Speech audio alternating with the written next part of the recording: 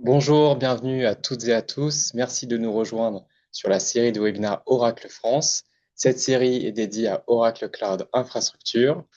Je suis Antoine Aubin, chef de projet marketing technologie chez Oracle France et je suis ravi de vous accompagner sur cette session. Avant de rentrer dans le vif du sujet, je souhaite vous rappeler que vous avez à votre disposition des formations sur Oracle University qui vous permettent de monter en compétence sur Oracle Cloud Infrastructure. Vous pouvez accéder aux formations en scannant le QR code que vous voyez sur le slide ou en cliquant sur le lien qui vous est partagé dans l'onglet chat de Zoom. Autre proposition pour vous ce matin, c'est de rejoindre le groupe LinkedIn Objectif Cloud Oracle. Donc, c'est une communauté qui compte maintenant plus de 1000 membres. Ce groupe, il vous permet à la fois de suivre l'actualité de nos technologies, de suivre tout le programme de nos prochains événements, des replays, notamment de cette série de webinaires, et également de poser vos questions à nos experts. Vous pouvez là aussi scanner le QR code sur le slide ou récupérer le lien dans le chat de l'onglet Zoom. Revenons maintenant sur le programme de cette série. Hier, nous avons fait un tour d'horizon d'Oracle Cloud Infrastructure, ses nouveautés, ses avantages, ses différenciateurs. Le replay est déjà disponible, donc nous vous le partageons dans l'onglet Converser de Zoom. Aujourd'hui, nous allons parler des avantages du Cloud Oracle, des services Oracle, mais cette fois-ci dans les infrastructures hybrides chez vous ou derrière votre firewall, notamment la solution que l'on appelle Cloud at Customer. Demain, nous ferons un zoom sur tout ce qui est intelligence artificielle, comment Oracle Cloud Infrastructure décline des capacités pour accueillir vos applications futures ou actuelles d'intelligence artificielle. Et vendredi, on terminera cette série sur ces sujets de sécurité, de cyber, de souveraineté et de conformité. On va maintenant rentrer dans le concret de cette deuxième session. Aujourd'hui, on va donc voir comment implémenter des environnements cloud dans vos data centers en respectant confidentialité et conformité.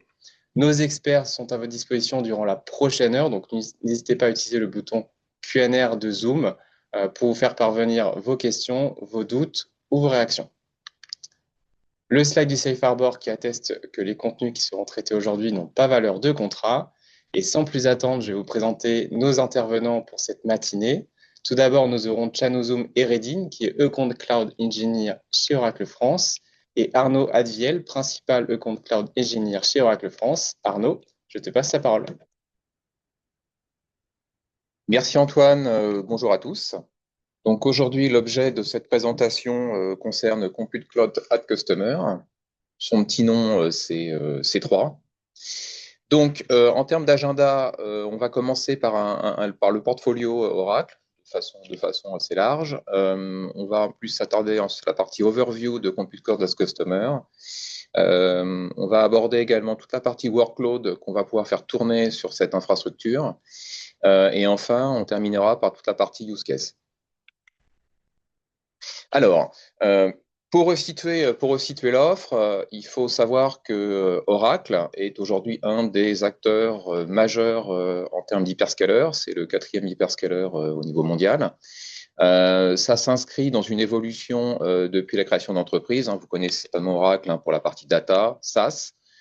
Peut-être un peu moins pour la partie hyperscaler, qui néanmoins a débuté en 2016, avec des caractéristiques notamment en termes de performance, avec des machines bar métal, l'introduction de technologies de type RDMA, l'utilisation de cartes réseau type SmartNIC, par exemple.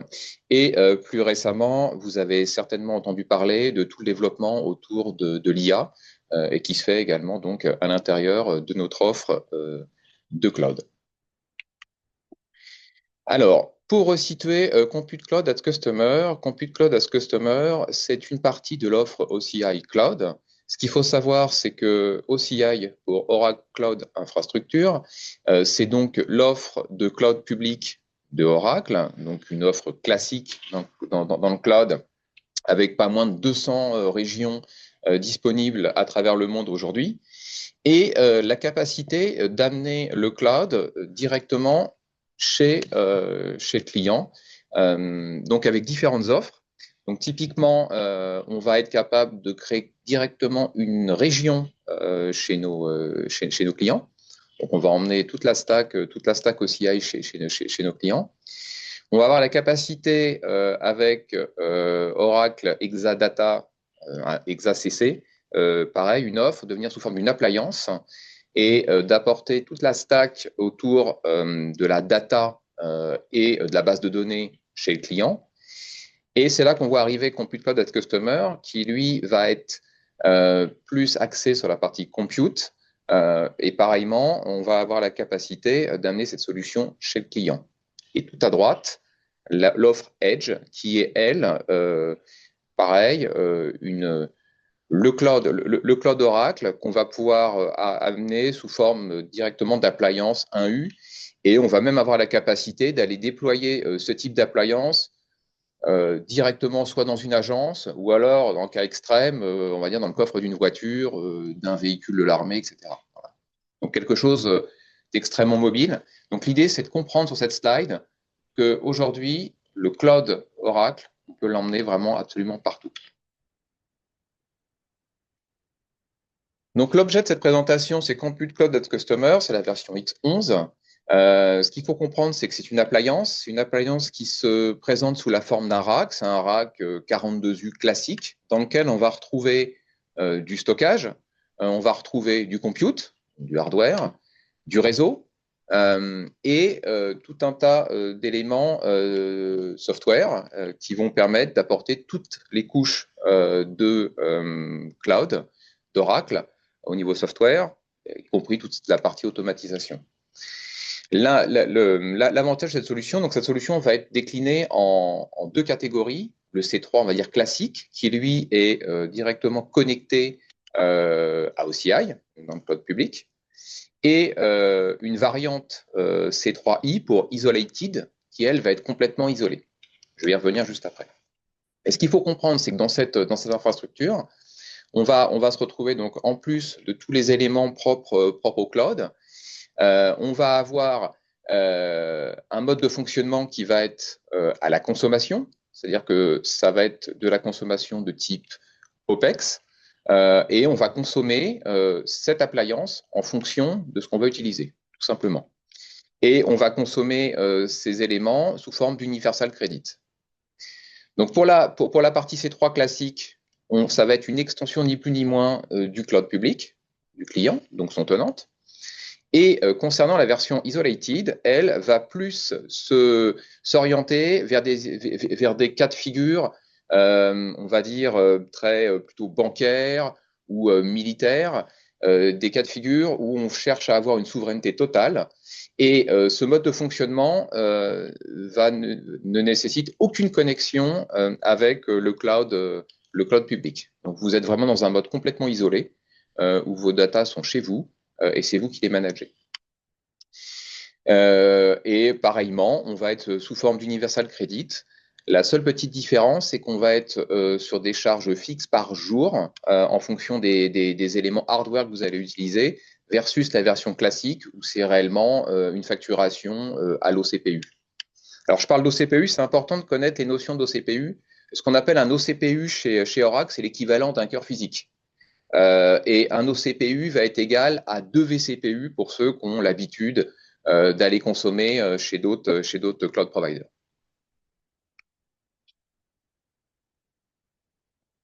C3, donc Oracle Compute Cloud at Customer, qu'est-ce que c'est et comment est-ce que c'est constitué? Comme j'expliquais sur le slide d'avant, on parle d'une appliance. Donc une appliance, ça va être constitué de différentes stacks. Sur la droite, on va avoir le descriptif d'une infrastructure, on va dire classique. Souvent, on parle d'infrastructure 3 tiers. C'est-à-dire que le client va, de son côté, provisionner du stockage, va provisionner du compute, donc des serveurs, va provisionner des éléments réseau. Donc ces éléments-là, il va falloir les intégrer, il va falloir faire en sorte qu'ils fonctionnent entre eux, il va falloir respecter des matrices de compatibilité, il va falloir former les équipes pour l'implémentation, le management, et de façon sens large, le cycle de vie. Par-dessus cette stack hardware, il va falloir aller positionner la partie software, la partie logique. Donc, en règle générale, on va ajouter un hyperviseur. On va ajouter un certain nombre de licences avec leurs coûts. On va peut-être ajouter d'autres couches par-dessus pour avoir une vision centralisée.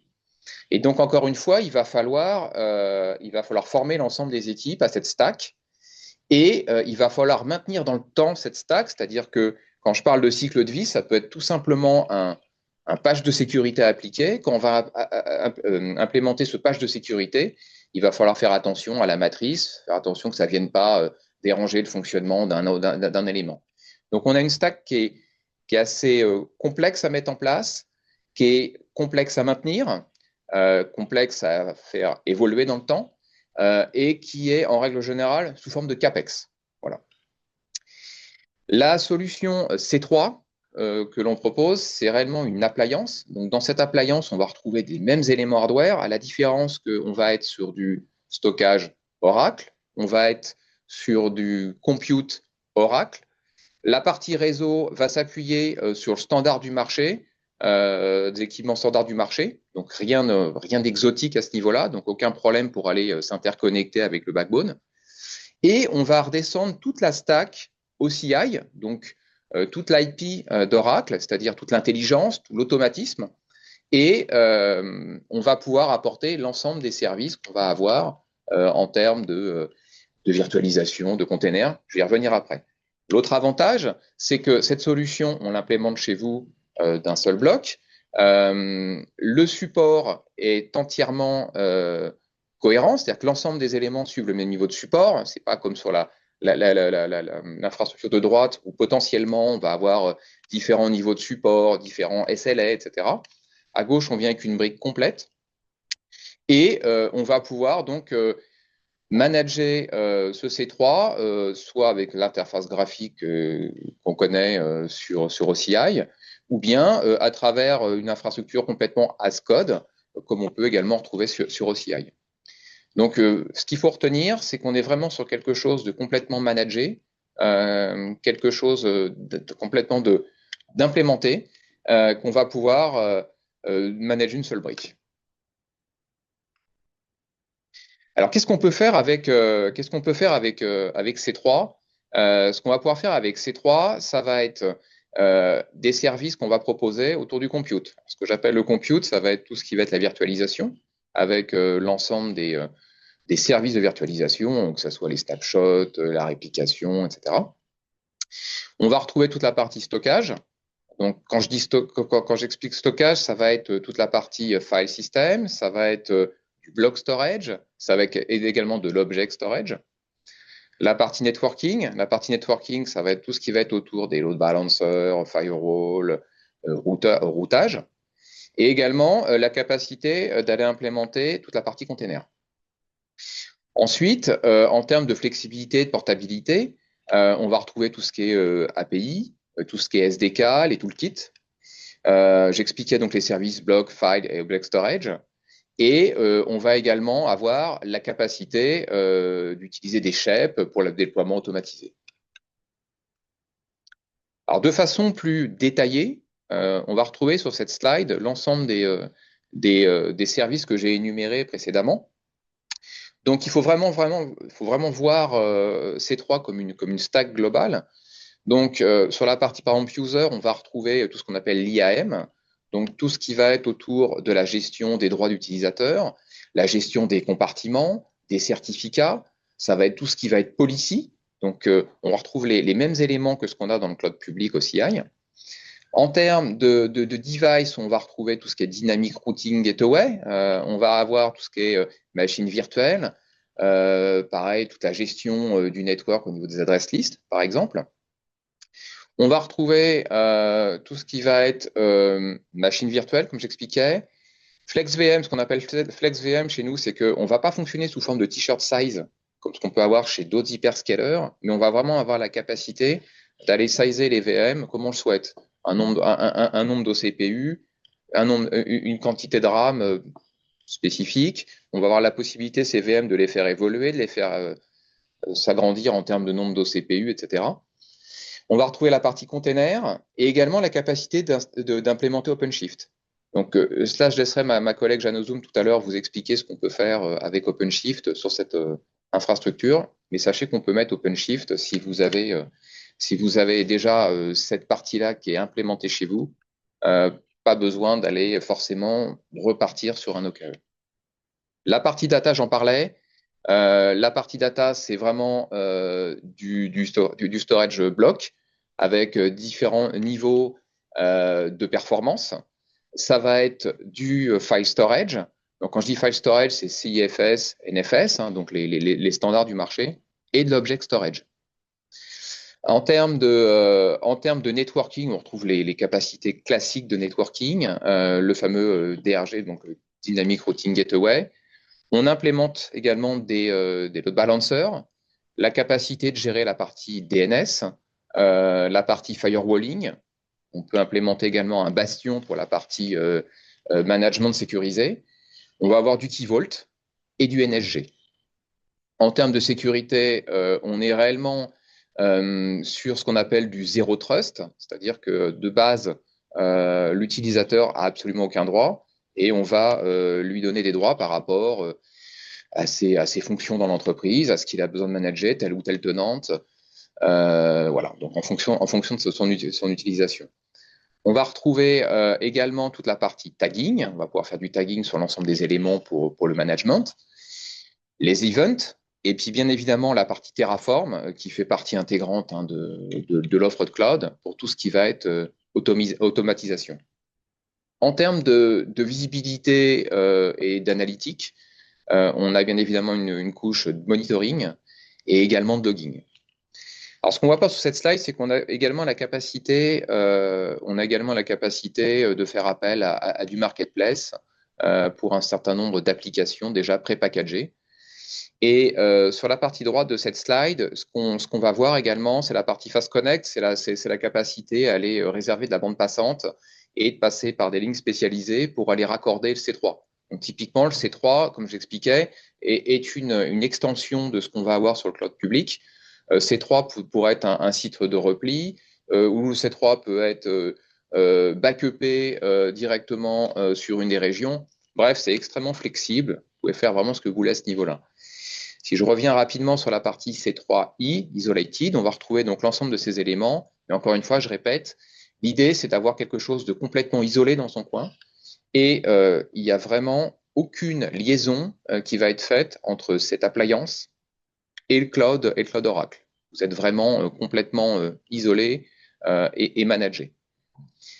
Autre point important, toute la partie C3 classique est effectivement managée. Quand je dis qu'elle est managée, c'est que toute la partie cycle de vie va être gérée par Oracle, avec bien évidemment des fenêtres de maintenance que l'on détermine avec nos clients.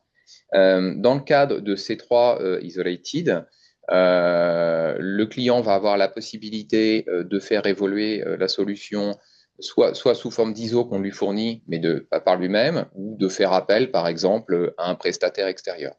Mais vraiment, il n'y a aucune nécessité d'avoir une connexion vers l'extérieur.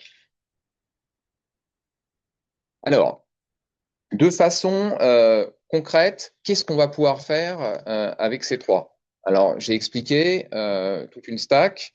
Ce qui est important aussi de savoir, c'est que l'ensemble des éléments dans le C3 ou C3I sont des éléments qui sont redondés. C'est-à-dire que pour tout ce qui va être cycle de vie, on va être sur du zéro downtime, que ce soit le stockage est doublé, que ce soit les éléments de compute, pareil, ils sont doublés, voire triplés, puisqu'on va avoir jusqu'à 3 fault domaines intégrés à la solution.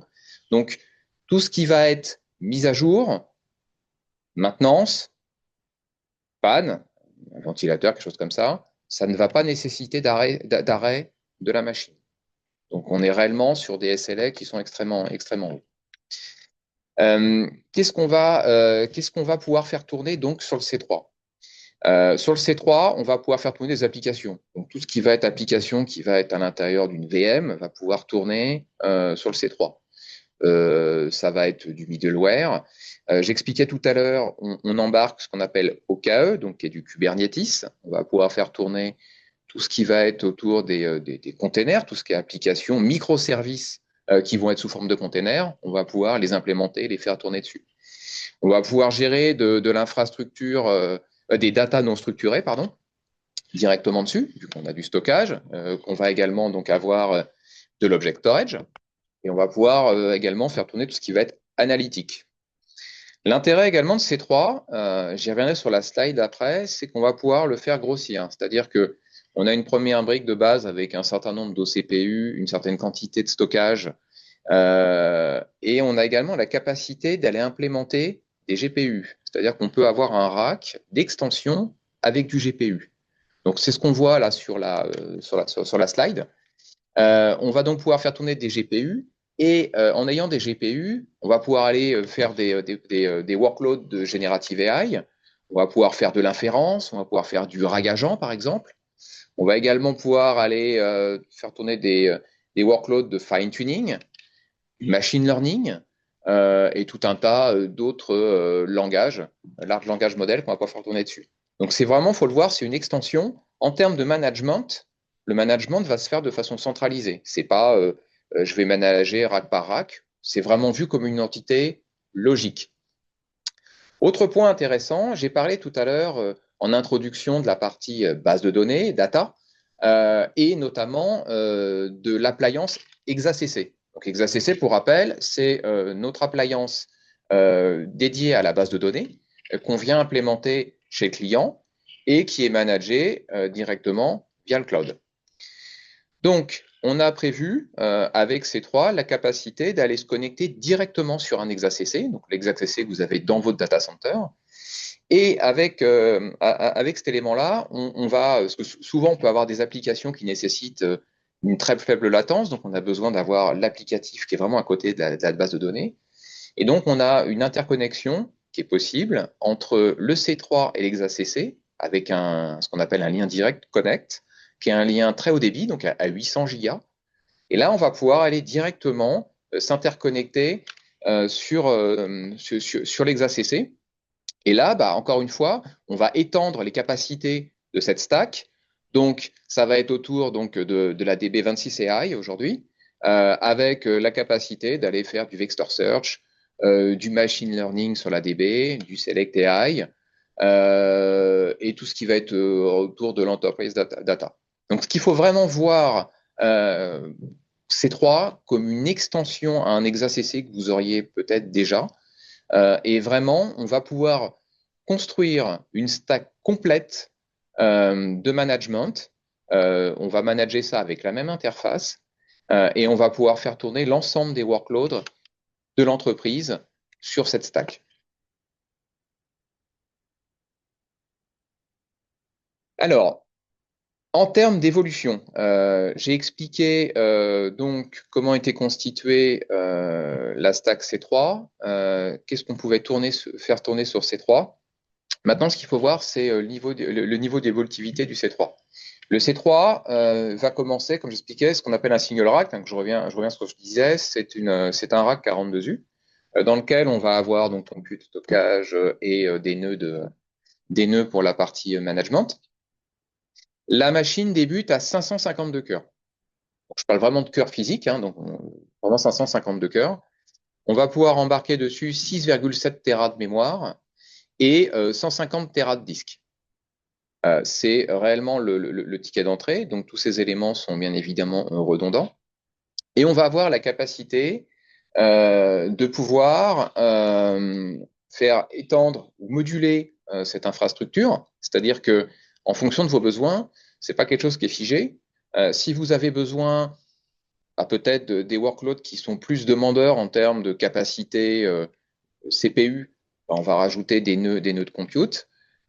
Si au contraire c'est plus de la capacité disque qu'il vous faut, et puis peut-être plus de la capacité disque ultra performant, donc on va pouvoir moduler cette configuration, ou alors après ça peut très bien être un mixte de plus de compute avec un peu plus de stockage. Donc on va vraiment avoir cette capacité très très flexible d'aménager par rapport à votre besoin ces racks. Donc il faut savoir que le petit rack, j'ai dit 552 cœurs, on va pouvoir, dans un même rack, monter jusqu'à 2208 cœurs, 26 Tera de mémoire, 850 Tera de disque, haute capacité, 360 Tera. Bref, on peut vraiment, ce qu'il faut comprendre, c'est qu'on peut moduler. Donc, c'est pas quelque chose de figé. Il faut savoir aussi qu'on va être en mesure de faire évoluer dans le temps cette configuration. C'est-à-dire que vous pouvez très bien commencer aujourd'hui avec 552 cœurs, et puis au bout d'un an, 2 ans, vous arrivez à saturation de cette infrastructure. Peut-être que vous avez pris des nouveaux workloads, que votre entreprise s'est étendue, j'espère. On va avoir la capacité de venir ajouter des éléments. Ces éléments, on peut venir les ajouter à chaud dans la machine. On ne va pas nécessiter un arrêt, un arrêt forcé de la machine. Ce qu'il faut voir, c'est qu'on va avoir la capacité de monter jusqu'à 6624 cœurs sur ces trois. Là, on commence à avoir des workloads qui sont assez costauds. On monte à 80 Tera de RAM, 3,6 pétas de disques haute capacité et 1,2 pétas en haute performance. Donc, il faut vraiment voir la solution C3 comme une solution extrêmement scalable et qu'on va pouvoir réellement designer par rapport à votre besoin. En termes d'implémentation, de toute façon, ce qu'il faut savoir, c'est que dans le process de vente, une fois qu'on a déterminé votre besoin en termes de capacité, en termes de fonctionnalité, on vient sur site, on fait de la prévisite, on regarde comment est-ce qu'on implémente le matériel dans vos data centers. Et voilà, donc vous n'êtes pas laissé à l'abandon, et il y a vraiment toute une étude qui est faite à ce niveau-là. J'arrive donc moi à la fin de mon comment s'appelle de ma présentation. Je reviendrai vers vous à la suite pour la partie questions-réponses. Donc n'hésitez pas par rapport à ce que j'ai présenté à envoyer des questions. J'y répondrai dans la dernière partie de la présentation. Maintenant, je vais laisser la parole à ma collègue Jeanne Ozoum, qui va revenir sur d'autres éléments qu'on peut implémenter donc, sur ces trois. Merci beaucoup. Bonjour tout le monde, bonjour toutes et à tous. Je suis là pour faire un focus sur tout ce qui est workload en cloud native en termes de ce qu'on est capable de faire au sein d'une machine Compute Cloud at Customer. Donc, sauf cas à préciser, tout ce que je mentionne est valable pour ces trois modes connectés et aussi déconnectés, donc isolated. Donc, je sais que nous avons pas mal de clients qui ont plein de types de workload, on va dire vraiment VM à la demande, avec beaucoup d'approches IaaS. Mais cependant, je sais qu'au sein des entreprises, il y a énormément de workload autour de Kubernetes et de containerisation qui est utilisé au sein des infrastructures. Donc, comme Cloud.Customer se présente comme une extension de notre offre chez vous, donc le plus pertinent, c'est de voir qu'est-ce qu'on est capable de faire autour de la containerisation. Donc, il y a deux approches. Donc, dans un premier temps, on ramène, comme Arnaud a bien mentionné, on est capable de ramener notre produit managé Kubernetes au KE au sein de C3. Ou sinon, si vous avez déjà des workloads autour d'OpenShift, il est possible de les déployer de manière complètement transparente dessus. Donc, on va partir sur ces deux points-là. Donc, comme je disais, OKE, c'est notre produit managé de Kubernetes, donc, ce qui veut dire qu'on orchestre le déploiement du control plane au service de vos compute nodes qui seraient pour gérer les différents workloads containerisés. Donc, il s'agit d'une solution évidemment conforme aux exigences de la CNCF, avec les différents outils, donc l'API et tout ce qui en découle en termes d'outils de développeurs, Ansible, Terraform, SDK, CLI, qui est compatible dans un environnement C3. Et en profitant des différentes parties, des différents éléments d'extension qu'on a pu voir au cours de cette présentation du type compute GPU. Donc, il est possible d'utiliser les GPU au service des différents conteneurs et pour profiter des différents bénéfices pour les utilisations, dans ce qu'on imagine, par exemple, pour faire du Kubeflow, pour ce genre d'approche. Puis, il est possible de faire les différentes mises en place d'architecture Kubernetes, sachant que par exemple, C3 et C3i se reposent sur trois fault domains, ce qui veut dire que les, le, tout ce qui est hardware est isolé. On est capable de sortir trois domaines où on peut poser les différentes quantités de calcul. Donc, ce qui veut dire qu'on est capable de réappliquer les mêmes approches, les bonnes pratiques de affinité, anti-affinité au sein de Kubernetes. Et aussi gérer tout ce qui est droit d'accès nativement via le IAM d'OCI que vous avez peut-être déjà implémenté, qu'il est totalement transparent de rapatrier les différents droits et sans passer par le airbag natif de Kubernetes et partir dessus, ce qui facilite pas mal la vie des gens. Donc, lorsqu'on parle de vraiment un Kubernetes managé, ce qui veut dire que nous sommes là pour gérer complètement les nœuds master, donc, qui permet de en fait, orchestrer les différents conteneurs, donc, qui inclut etcd et les nœuds master. Donc, on revient dans ces sujets-là via le Cloud Controller Manager, ce qui est le cas de en fait, la plupart de nos confrères qui utilisent ces outils-là. Donc, on vient dessus. Et l'avantage, c'est que comme l'offre C3 et C3i sont capables de ramener les différents outils du cloud public au sein du data center, donc dans vos data centers, on est capable de créer les différents outils, l'élément clé de Kubernetes directement, nativement au sein de l'infrastructure.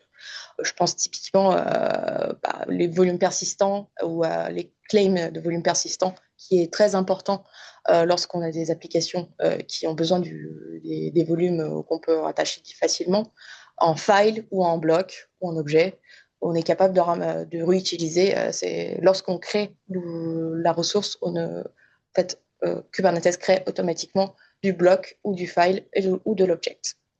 Je pense aussi de l'autre côté à un load balancer qui est essentiel pour le bon déploiement d'un cluster Kubernetes pour faire entrer le flux.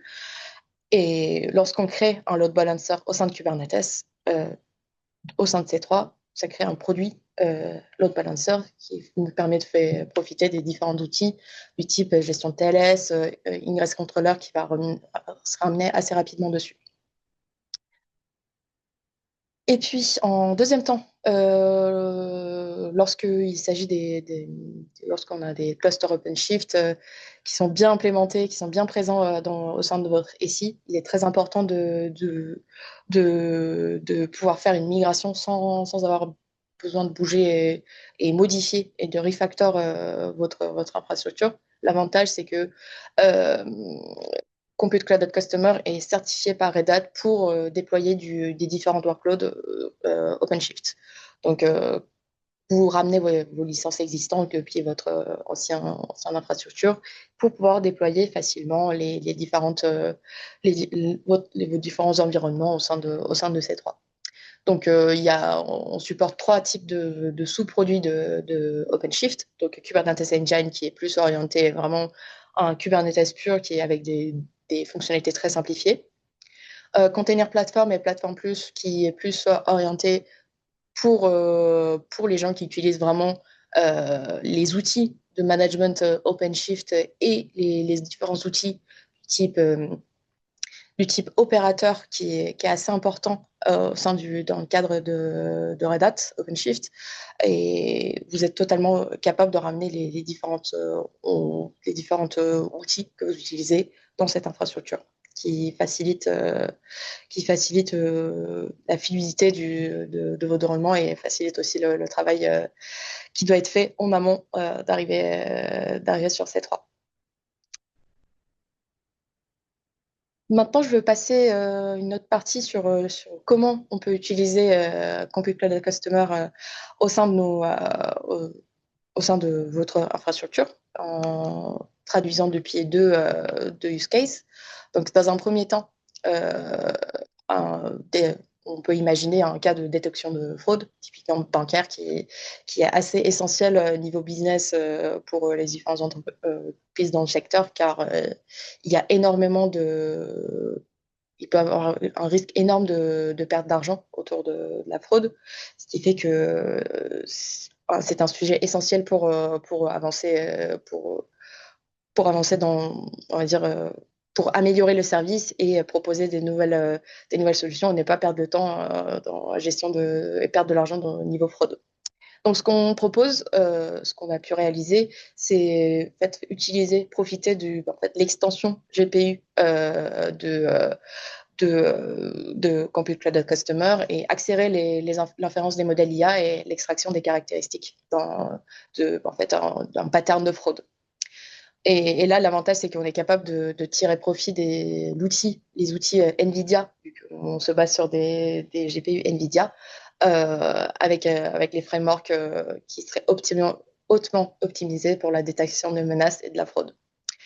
Et on peut relier ça évidemment dans un cas dans un cas où en fait, les données sont vectorisées, pour stocker ces données-là, de garder ces informations soit dans un Exadata, Oracle Exadata dans le cloud ou pas dans le cloud chez vous. C'est pour avoir une approche base de données convergée. Mais le déploiement on-premise, évidemment, c'est l'essentiel, c'est l'intérêt de notre offre, c'est de garantir une faible latence et conformité aux exigences réglementaires dans sa globalité, qui est assez essentiel pour le secteur bancaire. Et un cas d'usage qui est aussi qui est bien implémenté, on peut voir ici vraiment une approche un peu plus vraiment IA, donc reconnaissance faciale, et une implémentation assez simple utilisant Oracle 26 AI. Pourquoi avoir un système d'intégration externe, de dire avec un Exadata Cloud Customer et Compute Cloud Customer. En fait, l'intégration des images nécessite des modèles complexes et très gourmands en ressources, ce qui fait que en fait, on ne veut pas utiliser les ressources précieuses d'Exadata Cloud Customer pour créer des vecteurs. Donc, c'est pour ça tout en restant en prémisse, avoir ce côté du compute qui revient avec Compute Cloud Customer. Donc, l'objectif, c'est de créer les vecteurs au sein de ces trois à partir des données non structurées et les pousser rapidement sur ExaCC pour qu'on puisse faire des recherches. Donc, typiquement, là, ici, reconnaissance faciale. Et on peut aussi totalement tirer profit les avantages de vos bases de données ExaCC et tout en gardant une source de vérité globale sur votre infrastructure. Euh, et on peut donc en fait vraiment approche c'est de ramener tous les avantages du cloud au sein de vos data centers et profiter et faire bénéficier des faibles latences et de la disponibilité dans sa globalité.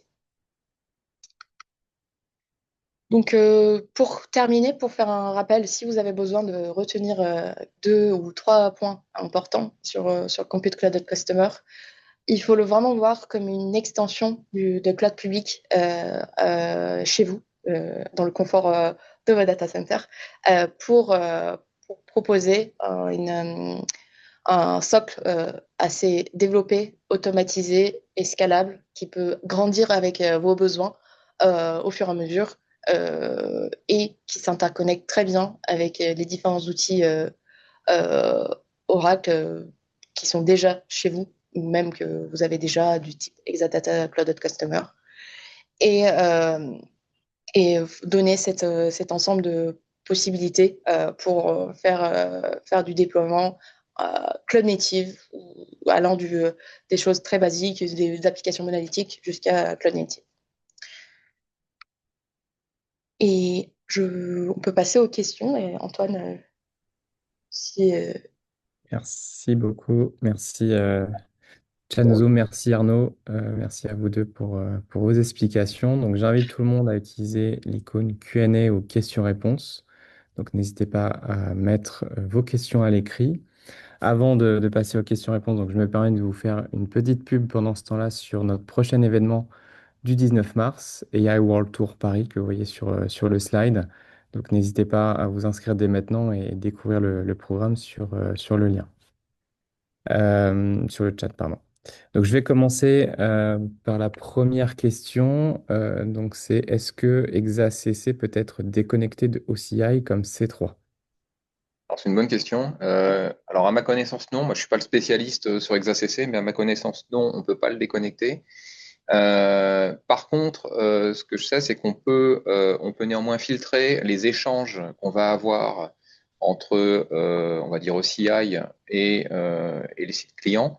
C'est-à-dire que, typiquement, pour tout ce qui va être prise de contrôle à distance pour des maintenances, la collecte de logs, etc., il y a moyen de faire en sorte que, un peu sous la forme d'un firewall, on va dire, que tous les contrôles, que tous les accès soient contrôlés et que seul le client puisse donner accès aux différents éléments. C'est valable également sur C3. Sur la version C3 Isolated, il n'y a pas de question puisque lui n'a aucune connexion vers l'extérieur. On est même au-delà sur le C3 Isolated de ce qu'on appelle le côté souverain, puisque là, c'est du cloud privé à la maison, quoi. Donc, la question se pose pas. Sur l'ExaCC, non, il y aura toujours cette connexion, mais néanmoins, on peut contrôler les échanges qui sont à ce niveau-là. D'accord. Merci, merci Arnaud. Il y a une autre question. Est-il possible d'isoler plusieurs environnements clients sur une même machine? Oui, alors effectivement, ouais, c'est une bonne question. J'en ai pas parlé tout à l'heure.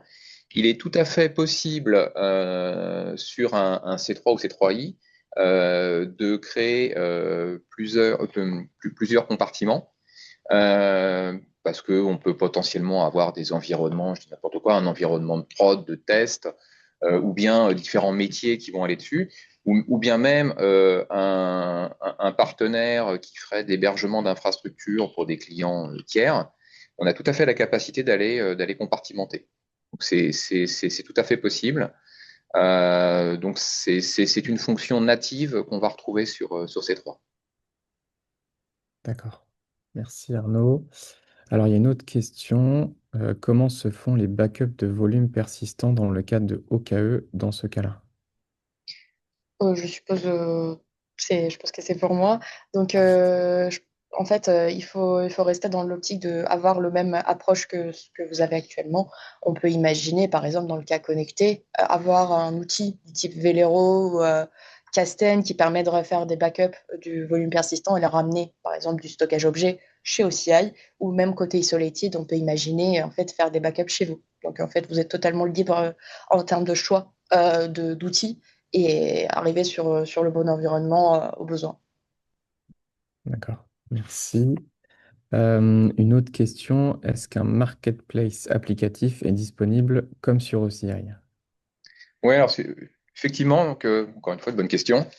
Oui, oui, il y a un marketplace qui est disponible.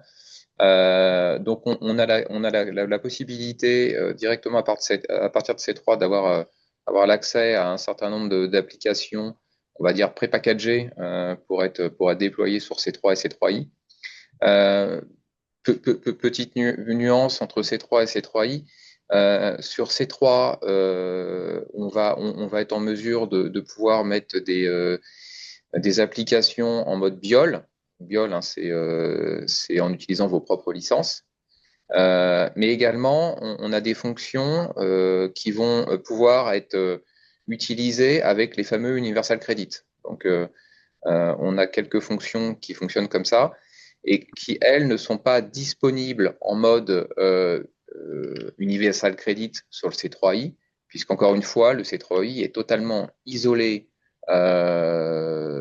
d'OCI, et donc on n'a pas la capacité d'aller quantifier et mesurer ce que vous auriez utilisé dans le temps comme licence et sur quelle durée. Voilà. Mais oui, la réponse est oui. On a la capacité d'utiliser un marketplace. Ok, merci beaucoup. Je pense que c'est pour toi, Chenzo, elle est tombée durant ta session. Donc, quels sont les modèles de GPU compatibles? Moi, je pense que ça rejoint un peu nos deux, mais donc actuellement, on est capable dans les modèles qu'on propose, on est sur du L40S, donc, le modèle d'NVIDIA, comme j'ai mentionné. Après, je pense il est possible de voir les différentes possibilités. Oui, en fonction des workloads que peuvent avoir le client, on a possibilité de faire évoluer cette partie-là. Donc aujourd'hui, au catalogue, ce qu'on met en avant, c'est le L40S. Si demain on a un client qui a un besoin on va dire un peu plus véloce avec des cartes plus grosses, c'est des choses qui peuvent s'étudier au cas par cas. Ok. Ok, merci. Et enfin, une personne demande si vous pouvez réexpliquer le mode déconnecté du modèle isolé, qui a besoin de plus d'informations.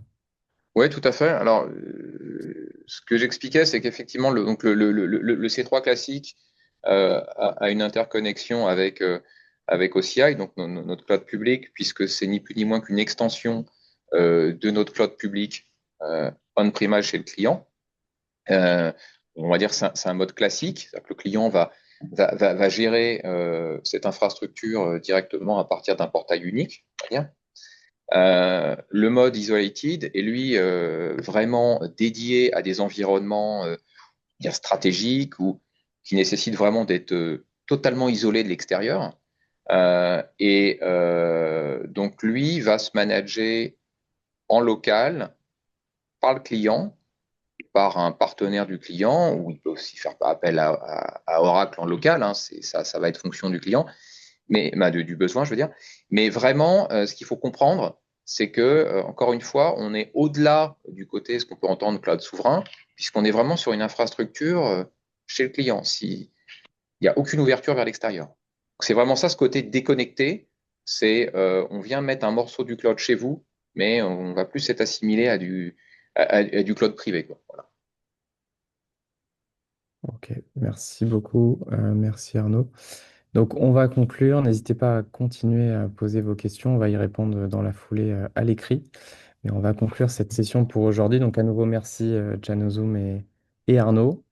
On se retrouve demain matin à 11 heures. Donc, je vous rappelle, on va faire un zoom sur tout ce qui est intelligence artificielle, comment Oracle Cloud Infrastructure décline des capacités pour accueillir vos applications futures ou actuelles d'intelligence artificielle. Et on enchaînera vendredi avec la session que vous voyez sur le slide.